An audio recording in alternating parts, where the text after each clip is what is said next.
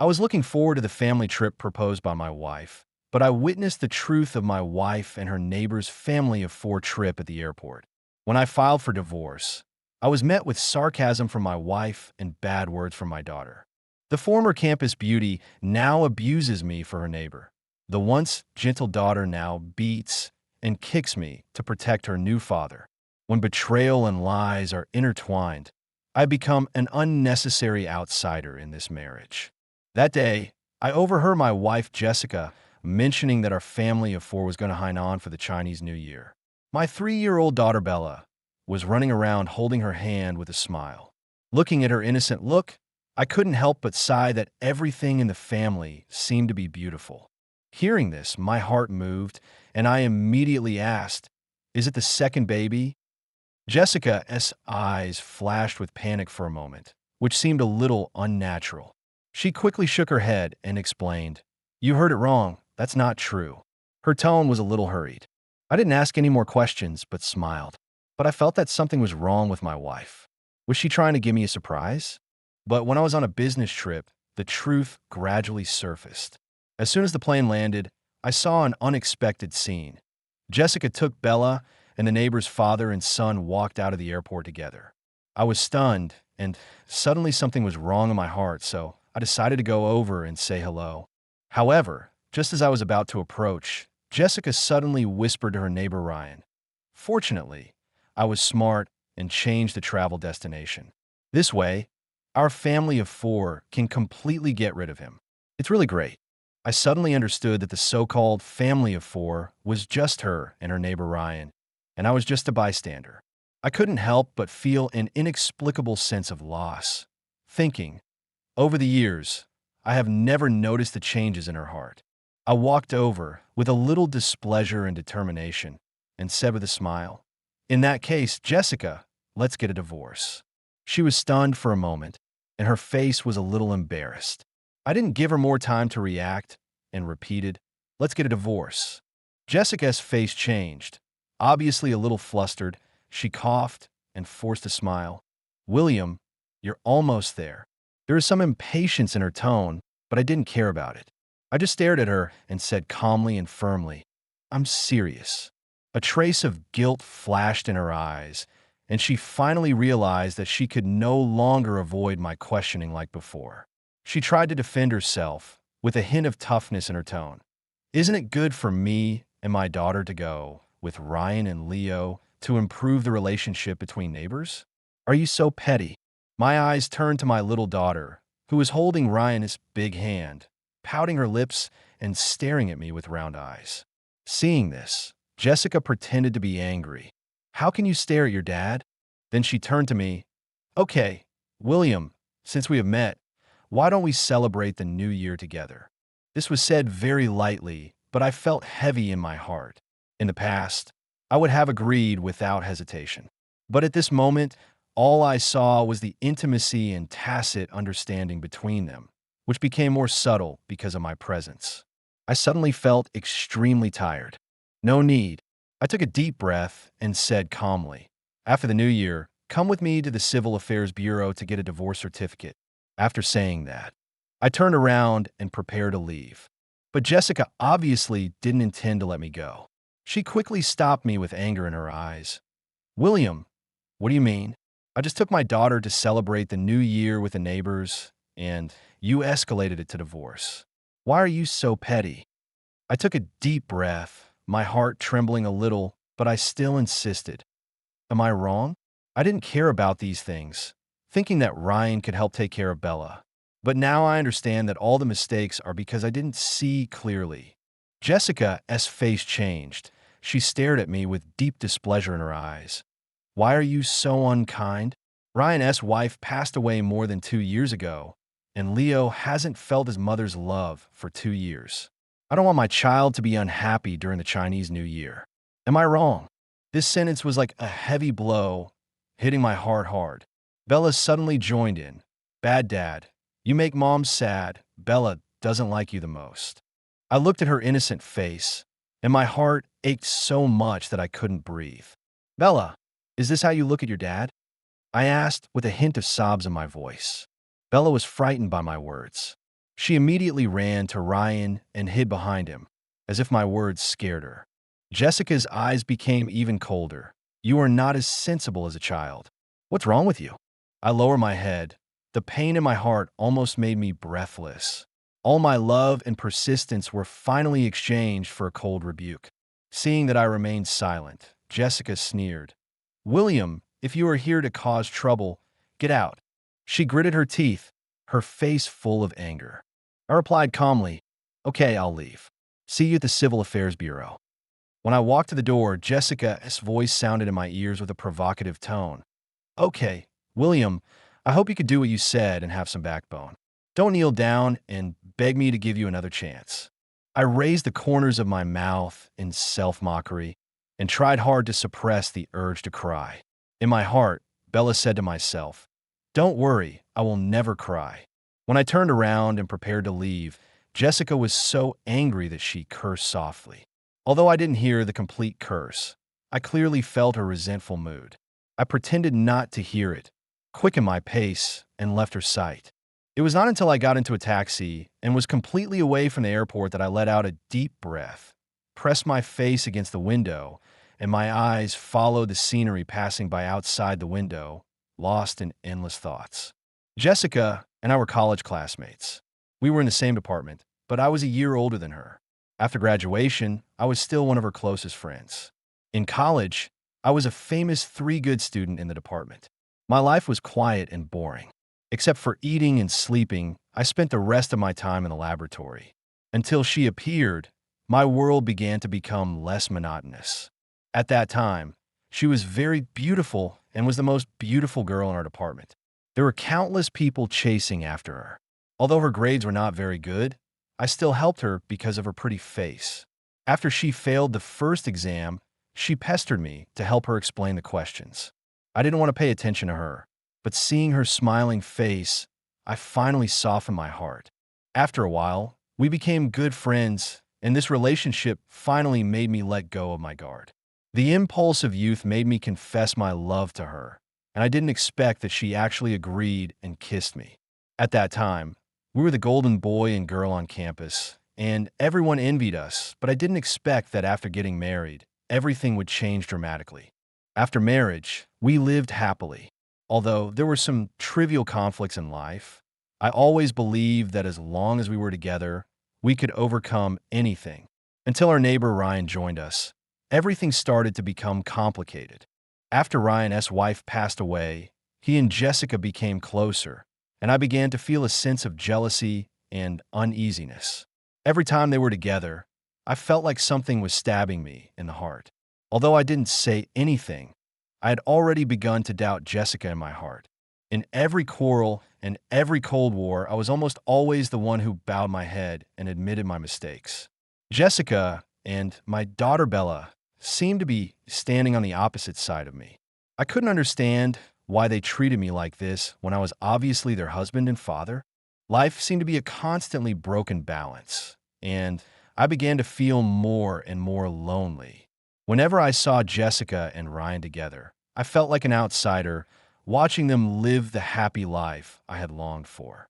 Until today, reality hit me hard and made me completely sober. The taxi stopped at the hotel entrance, and I was still staring blankly at the scenery outside the window. The driver had called out several times before I came to my senses. I forced a smile in the rearview mirror. Sorry, sir. I'm sorry for taking up your time. I'll get off right away. After I paid the fare, I gave the driver an extra 100 yuan tip. After receiving it, the driver smiled brightly and said, "Thank you for the tip, and I wish you a happy new year." I smiled. Although this blessing was bought with money, the driver's heartfelt smile still made me feel a little warm. Compared with the indifference and heartache just now, this moment made me feel a little relieved. I walked into the hotel and met up with my colleagues. They suggested going to the buffet area for dinner.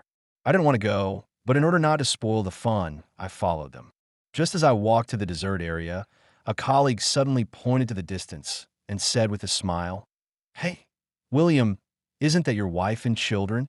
I followed his gaze and saw Jessica and Bella selecting cakes in the dessert area with smiles on their faces.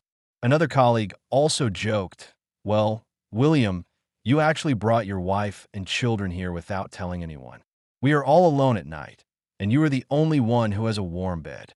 Everyone laughed, and the atmosphere became somewhat relaxed. However, after hearing these words, Jessica's eyes turned cold, and she immediately looked up at me. Our eyes met, and she rolled her eyes without hesitation and looked away as if she didn't know me. My colleagues didn't seem to notice that the atmosphere was amiss and continued to walk towards Jessica. I stood aside, watching with cold eyes, feeling increasingly depressed. Ryan also saw me and whispered to Jessica, "Jessica, since William is here, let's go first." Leo took Ryan's hand and walked towards the door, but suddenly stopped and looked at Jessica crying, "Dad, I'm so hungry." I stood not far away, watching this scene, feeling heartbroken. My colleagues heard our conversation and looked at me with puzzled eyes, asking, "William, what's going on?" I answered casually, "Nothing, just a neighbor." My tone was so cold that it made people feel a little chilly, and it was obvious that my colleagues noticed something was wrong. However, Jessica obviously felt the uncomfortable atmosphere. She stared at me closely, her words full of anger. "William, that's enough. Why do you regret what you just said to me so quickly?" Her eyes were full of dissatisfaction and anger. I replied coldly, "No regrets." However, her next words made me completely understand her intention. "What are you doing?" She glanced at my colleagues and said coldly, "William, please control your friends." I instantly realized that when she saw Ryan and his son being wronged in front of me, her mental defenses collapsed instantly. "You are a bad father. Go away. I won't allow you to bully Uncle Ryan." Bella stretched out her arms to block Ryan, her mouth pouting like a little bun, but her eyes were extremely firm. Ryan looked at this scene.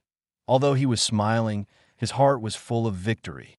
He patted Bella's shoulder and acted helpless. "William, don't mind it. Children are always like this."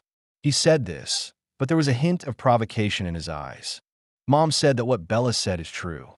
Bella pouted her lips, widened her eyes, and continued to vent her anger at me. "He is not worthy of being my father. My father should be as handsome as Uncle Ryan." My heart began to grow heavier. Everything before my eyes seemed like a farce that had lost control.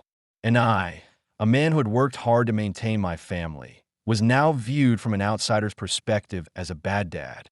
Suddenly, Leo also looked up and said in a small voice, "Bella, in this case, let Aunt Jessica be my mother, and we can become a real family of four, okay?" There was a cunning gleam in his eyes, as if all this was part of his plan. Bella's eyes lit up when she heard this, and she answered without hesitation, "Okay." Jessica rubbed Bella's little head and looked at me with a smile, but she was embarrassed. "William, don't mind it. Bella has always been so innocent. Just listen to the child's words and don't take it to heart." I pursed my lips and smiled coldly. My heart was no longer moved. Her attitude was simply an insult to me. Jessica looked at me and saw that I still didn't express my opinion. Her face began to turn ugly. "William, what's your attitude?"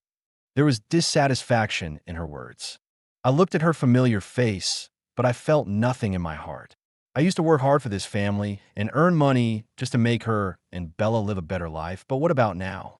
I began to reflect on what she had taught her daughter over the years. She taught me how I was unworthy of being her father and how I was unqualified. Yet, Ryan was praised as so perfect by her. "Let's go first." My colleague Alex whispered in my ear. Seeing that I didn't respond, he pushed me again, motioning for me to leave quickly. I came to my senses and grabbed Alex's shoulder. "Let's go together." I responded calmly, with almost no emotional fluctuations. Jessica suddenly reached out and grabbed my clothes. "William, stop. Apologize to Ryan first." I shook her hand off, furious. "You don't even want me anymore. Why should I apologize?" My voice was suppressed, but full of anger. Jessica staggered after being thrown by me and looked at me with wide eyes, as if she couldn't believe what she saw. "William, divorce immediately. Whoever doesn't divorce is a grandson." Her anger had reached its peak. I looked at her angry face, and my heart was no longer moved. I nodded, walked to the printer, quickly printed out the divorce agreement I had prepared in advance and signed my name. Jessica was stunned, totally unprepared. A trace of astonishment flashed across her face, but she finally signed her name under the gaze of everyone. Jessica, don't do that because of me. Ryan looked at all this with a smug smile on his face, pretending to be indifferent. I didn't want to listen to his nonsense, so I interrupted him angrily. Shut up. William, what's your dog's bark? Jessica's face turned gloomy, and she threw the divorce agreement in my face. Take your divorce agreement and get out now. My temper was instantly ignited, and the pent-up anger in my heart burst out. My colleagues pulled me away from this troubled place. Alex looked at me and hesitated to speak. Finally, he whispered, William, I remember that you and your wife have a very good relationship. Is your sister-in-law in a bad mood today? I sneered. She's in a bad mood? You got it wrong. She's in a very good mood now. My colleagues fell silent. It was obvious that they were unaware of the pain in my heart. An awkward atmosphere filled the air. I knew what they wanted to ask, and after calming down, I told them everything from beginning to end. At the end, I noticed that my colleagues were a little frustrated, as if they didn't know how to start. I felt more and more relaxed inside. Maybe this is a way to release pressure. Alex put his arm around my shoulder and said with a smile, William, it's not easy for you. Let's go and have a drink. The concern in his words was conveyed to me through the strong smell of alcohol. We walked together to the pub next to the hotel. Olivia took the wine list and picked a few bottles of liquor without hesitation. After 3 rounds of drinks, Alex was already a little tipsy and raised his glass to clink with mine. He said in a teasing tone, William, you are so young and talented, and now you are a golden bachelor. I might as well introduce my sister to you. I was stunned for a moment, and I was so scared that I quickly tried to grab his glass, but I failed in the end, and he poured more wine into me. I didn't expect that this glass of wine would have such serious consequences. I was rushed to the hospital. Lying on the hospital bed, I felt uncomfortable all over and vomited all over. It wasn't until the next morning that I came to my senses. I opened my eyes and saw Jessica's disgusted face. William, why don't you drink yourself to death? Her words were full of anger, and her eyes were a little wet. I rubbed my aching temple and whispered, Jessica, don't make trouble. However, her reaction was stronger than I thought. I'm looking for trouble. She sneered. You're a bastard. You don't even have a sense of responsibility.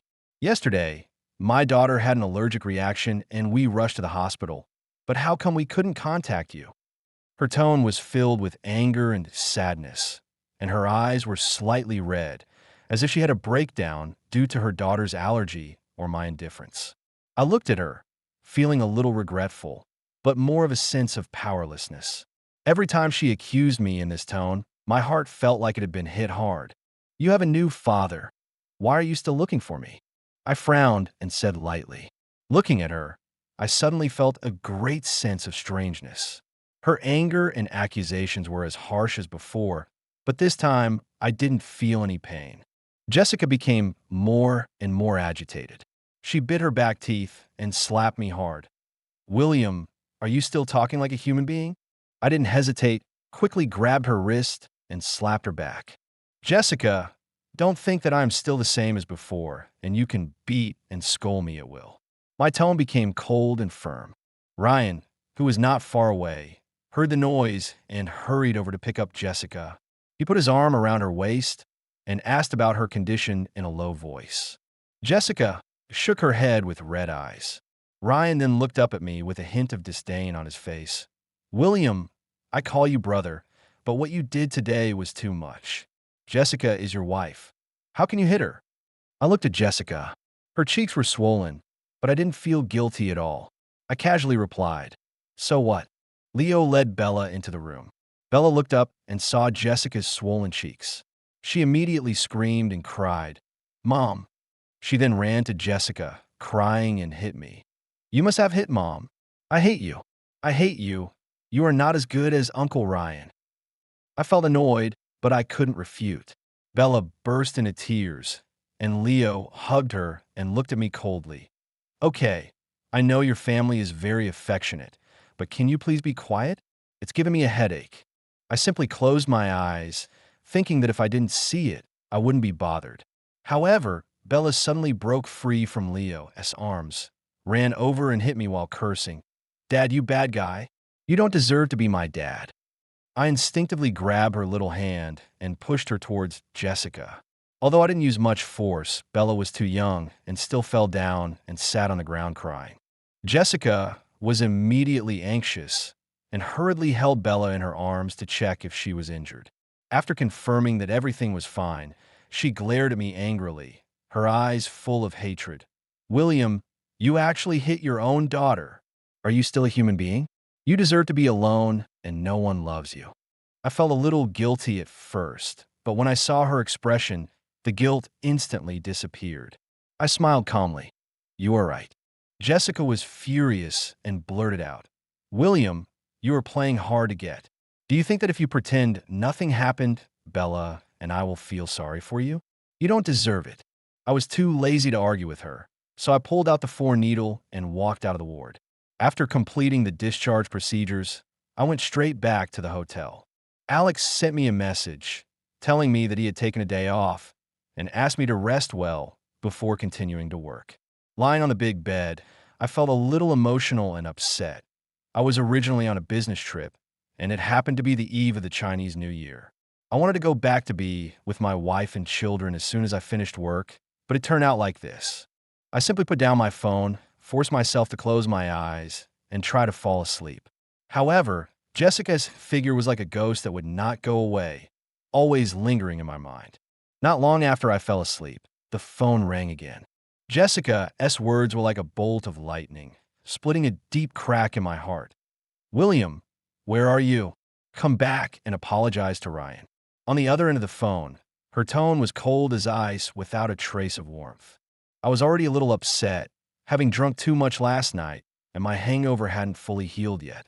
My head was throbbing, but Jessica's voice had an inexplicable power that sobered me up instantly. I sneered, "What's the matter? Is your little lover looking for trouble with you?"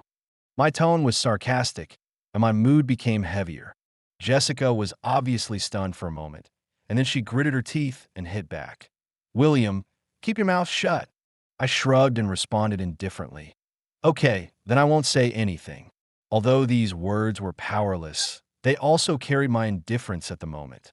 Jessica sighed and stopped talking, as if she understood my mood at the moment. However, the silence on the other end of the phone did not last long. Just as I was about to hang up, Jessica's voice came again, but it was a little lower. "William, stop making trouble, okay? Come over now and apologize to Ryan, and I will not hold you accountable for the past." "Don't, Jessica." I chuckled and said coldly, "You'd better settle it with me." The indifference in my words made her speechless. After a while, she replied in a low voice, suppressing her anger. "William, the new year is coming soon, so just have a small fight." Before she finished her words, Ryan interrupted with a deep voice. "Jessica, William still won't forgive me? Please tell William that it's all my fault. I shouldn't have taken the initiative to bring Leo here to celebrate the new year." I could clearly hear Jessica holding her breath nervously when she heard the father and son apologize to me. At that moment, I felt a slight touch of emotion. In the past, I could also keenly perceive such subtle reactions from her. However, now, she seems to have already shifted her thoughts to Ryan and his son. "William, I'll give you one last chance. Come over and apologize." Jessica's tone became colder and colder, but I didn't get any response. I quickly retracted those inappropriate emotions and said lightly, "No, William." Jessica's voice became stiffer, and she gritted her teeth and said, "Don't be ungrateful." I responded speechlessly, "Jessica, are you deaf or am I not speaking clearly? We have both signed the divorce agreement, so please don't bother me anymore." "Jessica, I'd better leave." Ryan interrupted, with obvious disappointment in his tone. "William, with this attitude, you still don't want to forgive me?" Ryan continued to attack unwillingly. I responded directly to him, but before I could finish my words, I quickly hung up the phone and turned on the Do Not Disturb mode on my phone. Then, I concentrated on the next task. A few days later, the work finally came to an end. Alex suggested going to the beach to bask in the sun and enjoy some relaxing time. I had no objection, so I followed them to the beach. We went to a small shop on the beach to buy swimming trunks and rent 3 parasols. Then we lay under the parasols, drank coconut milk, and felt the sea breeze. Everything felt relaxed. William, it's not easy for you. Even the client praises you highly. Alex put on sunglasses and teased me with a smile. Who said it wasn't? Olivia nodded. The day before yesterday, you worked overtime until 1 a.m. and ended up having a stomachache. You almost collapsed at your workstation. If Party A hadn't discovered you in time and sent you to the hospital, we would have had to go to pay our respects today. That's right. Party A is a very beautiful woman. William, you have to give yourself to her this time. Alex said jokingly. I smiled and waved my hands. Stop it. We are quite good at fooling around. Just as everyone was teasing each other, Jessica's voice suddenly came. William, your stomach problem has come back again. Why don't you take good care of yourself? I glanced back and responded coldly. What does it have to do with you? Jessica was stunned for a moment, as if she didn't expect me to answer like this. I thought she would get angry, but she just stared at me quietly for a long time, then sighed. William, really stop it. I give up. Okay. I frowned and looked at her unhappily. What do you mean by stop making trouble? Jessica put down her airs, raised her hands, and made a gesture of surrender. Look, without me by your side, your stomach problem recurred. I admit that I was a little careless about you some time ago. But although I was wrong, are you completely right? I looked at her quietly, without a trace of emotion in my heart. Although she admitted her mistake verbally, her superior attitude made me feel extremely uncomfortable. Her words seemed to be just giving me a way out, rather than truly admitting my mistake. Jessica, what did I do wrong? I looked her straight in the eye, my tone as cold as a knife. You can say whatever you want, but I'm telling you very clearly that I'm much better off without you by my side. She was obviously stunned and wanted to explain, but I interrupted her. What misunderstanding? I sneered at her, without a trace of warmth in my eyes. Jessica was so angry that she opened her mouth and couldn't form a complete sentence for a long time. She came over biting her lip and reached out to grab my arm.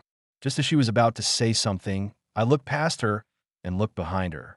Be careful what you say, Jessica, I said in a low, warning voice. Your family is here, and if they hear something they shouldn't, it would be bad if they get upset.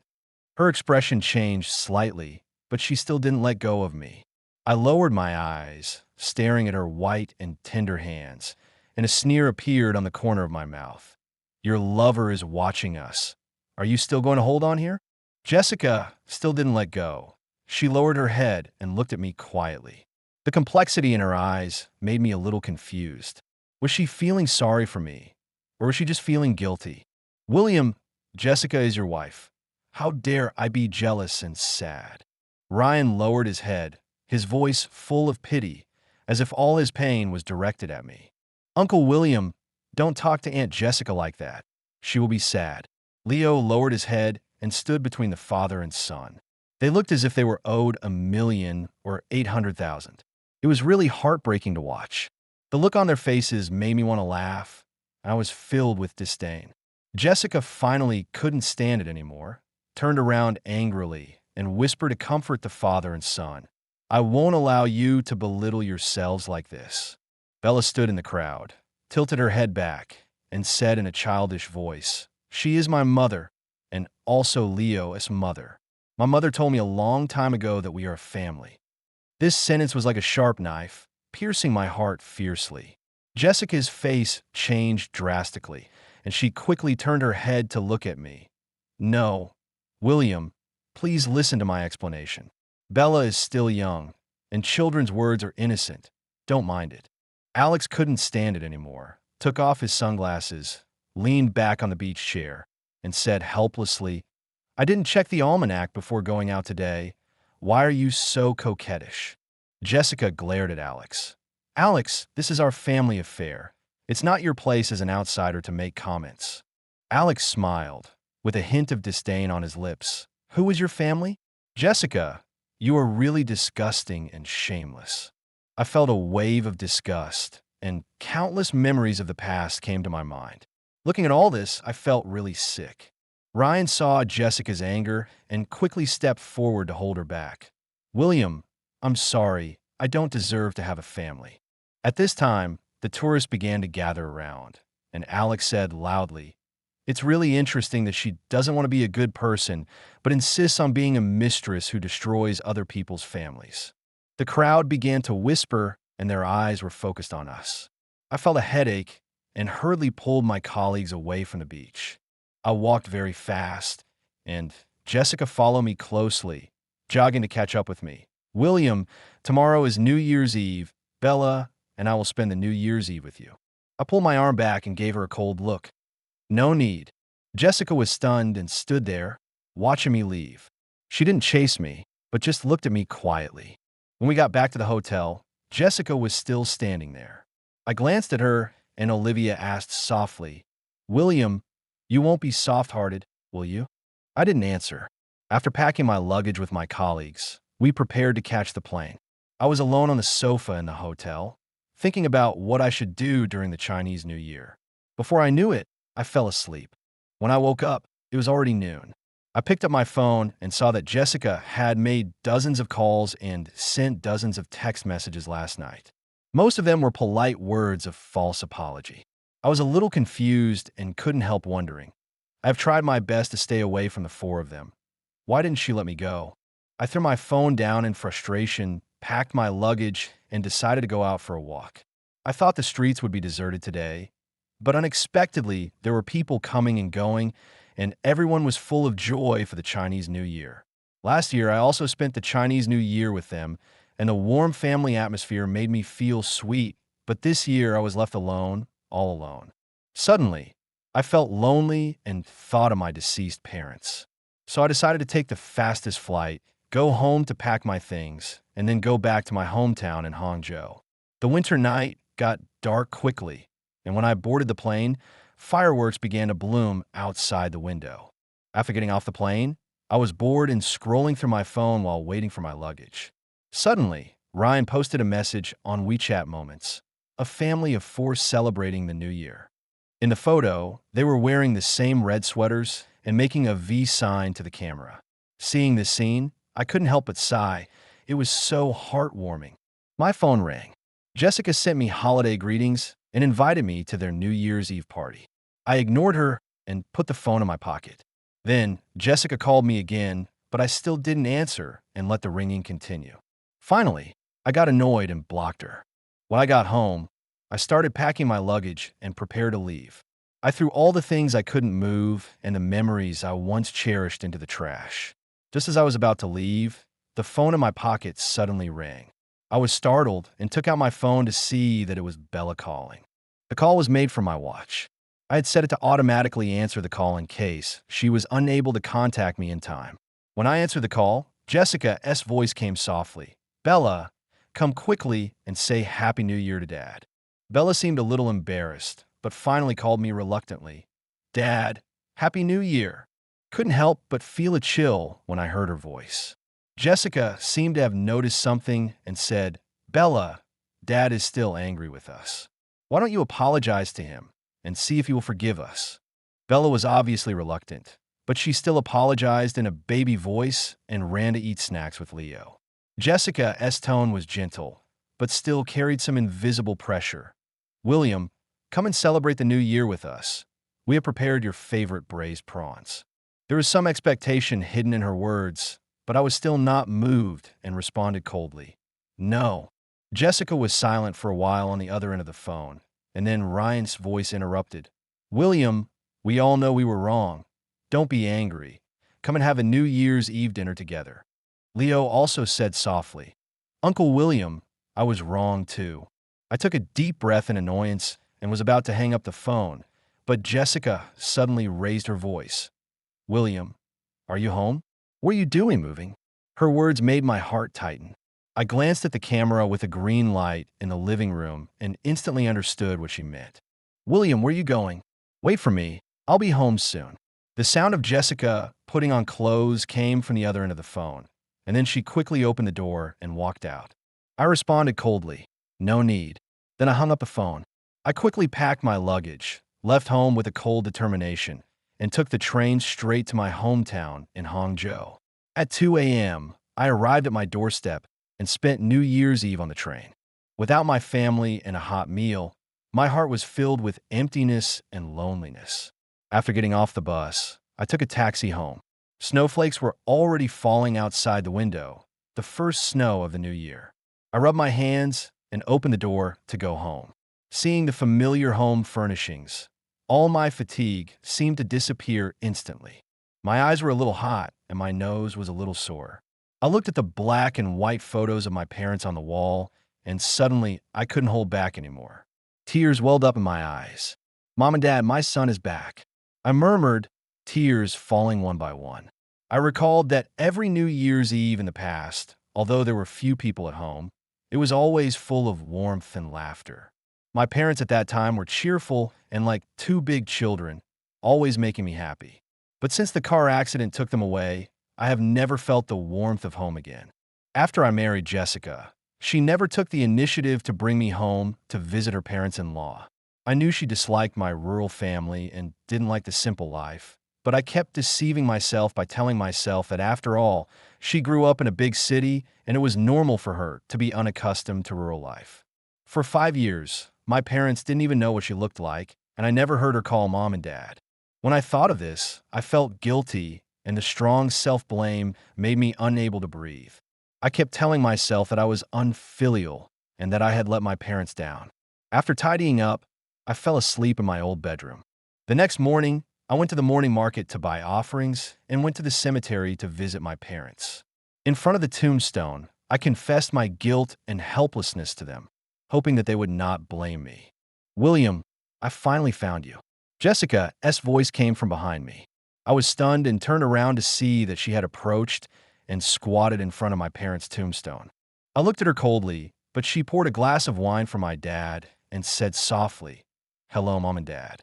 I'm Jessica, William's wife. I just came to see you today. I hope you won't blame me. I promise I will take good care of William." I pulled the glass back fiercely and looked at her coldly. "Jessica, how did you get here?" I didn't want to argue with her, so I said coldly, "I don't want to argue with you. Leave now." She remained calm and said softly, "William, we won't make any more noise. This is a cemetery. Don't disturb my parents' peace." I sneered, "They're my parents." "I correct you, Jessica. If they were still alive and knew that you cheated on your neighbor, you would probably not be afraid that I would disturb their peace and would come to you to speak up for me at night." I forcefully pulled her out of the cemetery. Jessica stumbled after me. "William, don't do this to me." I walked out of the cemetery gate, pushed her away, and said in a cold tone, "Jessica, don't forget your bold words. Whoever doesn't get a divorce is a dog. See you at the Civil Affairs Bureau after the New Year." Her expression was full of sorrow, and her voice was pleading, "William, I came to you today to admit my mistake. I know I went too far. I shouldn't have gone on a trip with Ryan without telling you. William, can you forgive me?" I finally raised my head and looked at her coldly. "It's too late," I replied coldly. Jessica was stunned, as if she couldn't believe what I said. With pain in her eyes, she looked at me pleadingly. "William, have you forgotten how happy we once were? We used to be a family of 3. There was reluctance and longing in her voice, but I sneered and interrupted her. "We? No, Jessica, I should call you now." I sneered, without a trace of warmth in my eyes. "Don't use those ridiculous fantasies of the past to impress me. Those past events did not bring me happiness, but made me hate you even more." Her face suddenly changed, and tears flowed down her eyes. I turned my gaze away calmly, never to be shaken by her tears again. She didn't believe what I said, grabbed my shoulders, and forced me to look into her eyes. "William, look at me and tell me that you don't love me anymore." I did as she said and responded to her with a cold look, but Jessica cried even more sadly. The phone rang, but I ignored it until her phone continued to ring. Then I kindly answered it. "Jessica, please come back, okay? Bella can't find you and has been crying." It was Ryan on the other end of the phone. His voice was nasal, and it was obvious that he had just cried. I thought Jessica would leave immediately, but she hung up Ryan's phone and stared at me. "William, Why are you doing this?" Her voice was full of confusion and pain. I looked away and replied coldly, "I don't understand what you were saying." She shook my shoulders and said urgently, "I know you were the one who told Ryan the news, and that's why he called. Why did you do this? Why did you push me away from you?" I didn't answer. I just lowered my eyes. Jessica finally stopped asking, her eyes full of disappointment. She took a deep breath and seemed to have given up arguing. My indifference and determination answered everything thoroughly. After the farce at the cemetery, I returned home. Just as I was about to close the door, Jessica squeezed in and quickly filled my space. My anger instantly soared, but I couldn't get rid of her. Her presence was unbearable for me, so I simply ignored her as if she was invisible. I slammed the bedroom door shut with such force that it was deafening. Jessica remained silent and endured it all without saying anything. As night fell, when I walked out of the bedroom, I found that the house had been cleaned by Jessica, and there were 4 dishes and a soup on the dining table. She stood by and said with a smile, "William, you haven't eaten for a day. Come and eat." She served me food attentively, pulled out a chair, and waited for me to sit down. I walked over and dumped the food she had served into the trash can. "Jessica, you don't have to do this useless work," I said coldly. She lowered her head and asked with a sob, "Humiliating me. Can you be happy?" I didn't answer her, and there was no wavering in my eyes. Jessica was silent for a long time and finally left my house. When she left, I thought she would never come back. Unexpectedly, she came back with Bella in the early morning of the next day. As I was about to leave, Bella saw me, opened her arms excitedly, and ran towards me. Dad, Happy New Year!" But I avoided her hug and glanced at them coldly. "Oh, now I'm worthy of being your dad again?" Bella burst into tears after I scolded her. "Dad, Bella knows she was wrong. Uncle Ryan stopped giving me food after Mom left and said I was a burden." I felt annoyed by her crying, so I grabbed her hand and pushed her towards Jessica. Although I didn't push hard, Bella was too small and still fell down, sitting on the ground and crying even harder. Jessica rushed forward, picked up Bella, and carefully checked her for injuries. After confirming that she was fine, she glared at me with anger in her eyes. "William, you actually hit your own daughter. Are you still human? You deserve to be alone, and no one loves you." I immediately smiled. "You're right," I replied indifferently. Jessica was completely enraged by my indifference. She murmured with tears in her eyes, "Are you so cruel? Now that you know how pitiful Bella and I are, you should let it go." I shook my head, not wanting to get entangled with her anymore. "It's too late. I can't possibly forgive you. Forget about it if you want me to let it go." It snowed heavily that day. The temperature dropped sharply, and the whole city was covered with snow. I locked Jessica and her daughter outside the door and ignored them. A few hours later, it was freezing cold outside, but they still didn't leave. The neighbor knocked on my door. She saw the mother and daughter standing outside the door for too long and was worried that something might happen. She hurriedly told me, "William, aren't you going to let them in?"